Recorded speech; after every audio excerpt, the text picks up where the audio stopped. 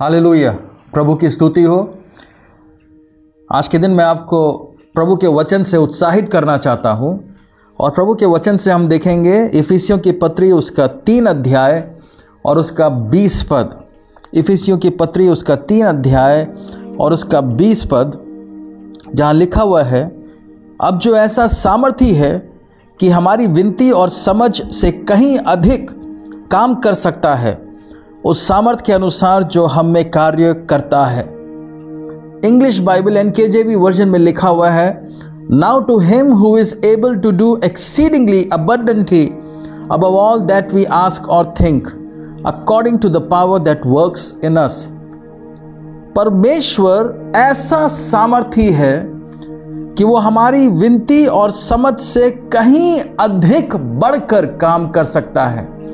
English Bible में जो exceedingly abundantly जो 2 शब्द आए हैं वो अपने आप में बड़े शब्द हैं। हमारी सोच, हमारी कल्पना, हमारी विनती, हमारी समझ से कहीं ज़्यादा बढ़कर परमेश्वर हमारे जीवन में कार्य कर सकता है। और लिखा हुआ है, और वो उस सामर्थ के अनुसार वो कार्य कर सकता है, वो सामर्थ जो हमारे अंदर कार्य करती है। और हमारे अंदर कौन सी सामर्थ इस समय काम कर रही है? वो प्रभु यीशु मसीह के पुनरुत्थान की सामर्थ है जो मेरे और आपके अंदर काम कर रही है, जिसके विषय में पौलुस फिलिपियों उसके 3 अध्याय उसके 10 पद में कहता है, मैं मसीह को और उसके मृत्युंजय की सामर्थ को जानना चाहता हूं। मैं यीशु को, प्रभु यीशु मसीह को और उसके पुनरुत्थान की सामर्थ को जानना चाहता हूं। एक और जगह वो प्रार्थना करता है, प्रभु के वचन में लिखा हुआ है कि हम विश्वास करने वालों के प्रति परमेश्वर की सामर्थ कैसे महान है उसको हम जान जाएं।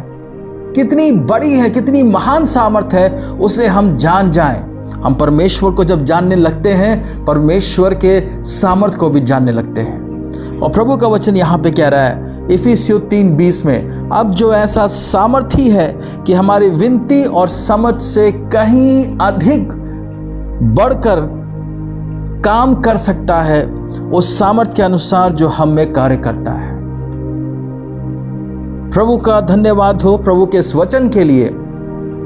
इस पद में जब हम देखते हैं, एक बड़े सत्य को देखते हैं। इस पत्री में, इस अध्याय में एक बेनेडिक्शन के रूप में ये आखिरी में ये लिखा गया। बहुत लोग इसको इस तरीके से देखते हैं, लेकिन एक बड़ा सत्य यहाँ पे छिपा हुआ है, और वो ये है, हम जो प्रार्थनाएं करते हैं, हम जो विनती प्रभु से करते हैं, हमारी जो समझ है, हमारी जो इमेजिनेशन है, जो कल्पना है, प्रभु का वचन कहता है परमेश्वर उससे कहीं ज़्यादा बढ़कर, बहुत ज़्यादा बढ़कर काम कर सकता है। अब मैं और आप अपने जीवन में क्या चाहते हैं? परमेश्वर हमारी समझ और विनती से बढ़कर काम करे कि ना करे? और जब हम इस वचन में देख रहे हैं, लिखा हुआ है प्रभु काम कर सकता है, हमारी विनती और समझ से कहीं ज़्यादा अधिक बढ़कर काम कर सकता है। लेकिन क्या वो करेगा? क्या वो कर पाएगा हमारे जीवन में? क्या हम उसको करने देंगे?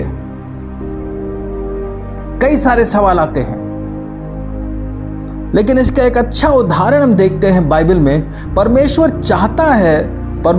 चाहता है कि हमारे जीवन में वो बड़े कार्य करे। हमारी सोच और समझ से बढ़कर प्रभु हमारे जीवन में कार्य करना चाहता है। उसने हमारे जीवन के लिए एक अद्भुत योजना बना रखी है। कई बार हम प्रभु ने जो योजना बना रखी होती है, उससे बहुत नीचे जाकर सोचते हैं और उसी में खुश रहते हैं, उसी में संतुष्ट हो जाते हैं। लेकिन प्रभु में हमें संतुष्ट होना चाहिए, लेकिन प्रभु में हमें कहीं भी एक जगह रुकना नहीं चाहिए।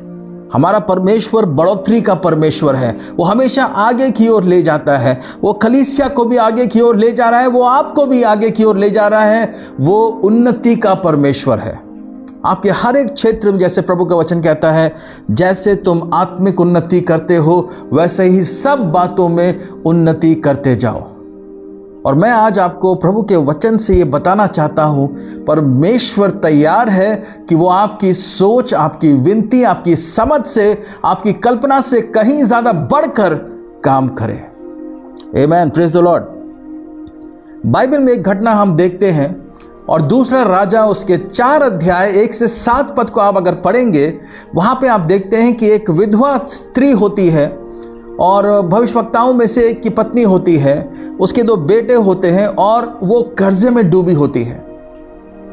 और वो प्रभु के दास एलीशा के पास जाती है, कहती है कर्जे में हम हैं और जिसने हमें कर्जा दिया था वो कर्जा वसूल करने आ रहा है और देने के लिए कुछ नहीं तो वो मेरे दोनों बेटों को अपना दास बनाकर ले जाएगा। वो परेशान थी। एलीशा ने कहा तुम्हारे घर में क्या है? उसने कहा एक बर्तन को छोड़ और कुछ भी नहीं है, बाकी सब बिक चुका था। बाकी सब कर्जा चुकाने में या शायद उसका इंटरेस्ट चुकाने में सब बिक चुका था। और एलीशा कहता है जाओ, एक बर्तन तुम्हारे पास है और उसमें तेल है। उसने कहा, स्त्री ने, उस बर्तन में तेल रखा हुआ है। उसने कहा जाओ अपने पड़ोसियों से जाके जितने बर्तन उधार ले सकते हो ले लो और थोड़े बर्तन मत लेना, जितने ज्यादा हो सके उतने ले लेना।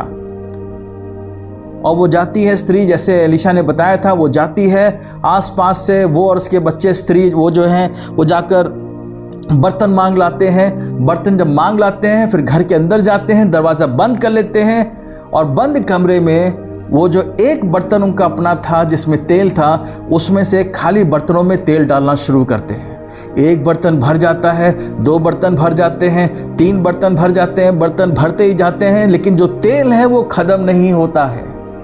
एक बड़ा आश्चर्यकर वहां पे हो रहा था। एक स्त्री की जिंदगी, एक परिवार की जिंदगी बदलने वाली थी।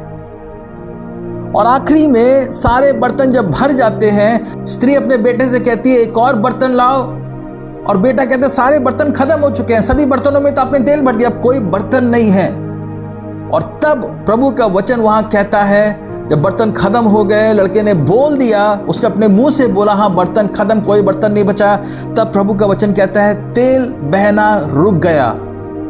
तेल बहना रुक गया। एक अनलिमिटेड सप्लाई उस बर्तन में थी। उससे बर्तन में तेल डालते जा रहे हैं, बर्तन भरते जा रहे थे।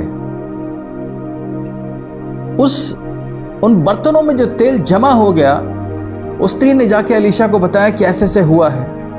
एलीशा ने बताया जाओ, जाकर जो तेल है तुम्हारे पास इतना इकट्ठा हो गया, उसको जाकर बेचो और उसमें तुम अपना कर्जा चुका लो, और उसके बाद तुम और तुम्हारे 2 बेटे तुम लोग अपना जीवन निर्वाह भी कर सकते हो।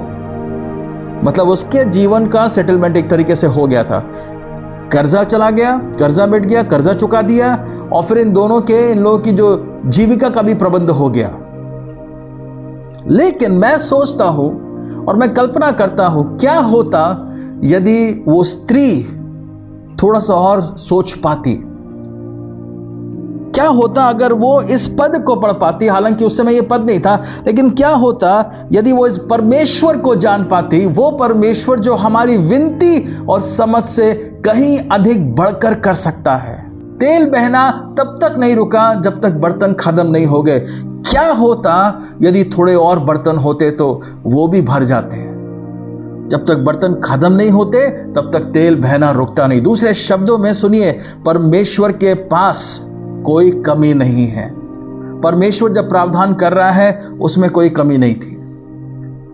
स्त्री की सोच में और समझ में शायद जब सारे बर्तन भर गए होंगे, उसने बेच लिया होगा, उसके बाद शायद उसके मन में शायद अफसोस आया होगा, या उसने सोचा होगा काश थोड़े बर्तन में और ले आती, काश थोड़ा सा और दूर चल जाती, थोड़ा सा और मैं एफर्ट लगाती, थोड़ा सा और जोर लगाती तो और बर्तन ले आते और तेल भर जाता और थोड़ी सी कमाई हो सकती थी। अगर उस स्त्री ने थोड़ा सा बड़ा सोचा होता तो शायद वो और आगे जाके मेहनत करके और बर्तन इकट्ठा कर सकती थी, और जितना बर्तन इकट्ठा करना था उससे ज्यादा वो इकट्ठा कर सकती थी, वो और उसके बेटे। और शायद इतना तेल हो जाता कि वो एक तेल कंपनी खोल लेती, एक ऑयल कंपनी खोल लेती। ना सिर्फ वो अपना कर्जा मिटा सकती थी, बल्कि वो आसपास जो और जरूरतमंद लोग हैं उनका भी कर्जा मिटा सकती थी। ना सिर्फ वो खुद आशीषित होती, वो दूसरों के लिए एक आशीष का कारण बन सकती थी, क्योंकि परमेश्वर ऐसा सामर्थी है जो हमारी विनती और समझ और कल्पना से कहीं अधिक बढ़कर काम कर सकता है। बर्तन खत्म हो जाएंगे लेकिन तेल खत्म नहीं होगा। बर्तन खत्म हो जाएंगे लेकिन तेल खत्म नहीं होगा। परमेश्वर का हाथ ऐसा छोटा बिल्कुल भी नहीं है। मेरे प्रियो, आज हम लोग क्या सोच रहे हैं, कैसी प्रार्थना करते हैं, किस सोच के साथ प्रभु के सामने जाते हैं। मेरी प्रार्थना है हम उस परमेश्वर का अनुभव अपने जीवन में करें जो ऐसा सामर्थी है और जो हमारी विनती और समझ और सोच और कल्पना से कहीं ज्यादा बढ़कर हमारे जीवन में कर सकता है। शायद कोई है जो कर्जे में है और वो प्रार्थना कर रहा है, प्रभु मेरा कर्जा दूर कर। सुनिए, अपनी सोच को यहां तक सीमित मत रखिए। शायद आपकी प्रार्थना इससे और ऊपर जा सकती है, क्योंकि परमेश्वर इससे बढ़कर कर सकता है। परमेश्वर तो ना सिर्फ आपके कर्जे को दूर कर सकता है, बल्कि आपके द्वारा दूसरों के कर्जे भी दूर कर सकता है। ना सिर्फ वो आपको आशीष दे सकता है, वो आपको दूसरों के लिए आशीष बना सकता है। प्रभु आपके द्वारा बहुत कुछ कर सकता है और वो करना चाहता है। और ये एक बड़ी आनंद की बात होगी यदि मैं अपनी ही कलीसिया में अपने भाई बहनों के काम आऊं।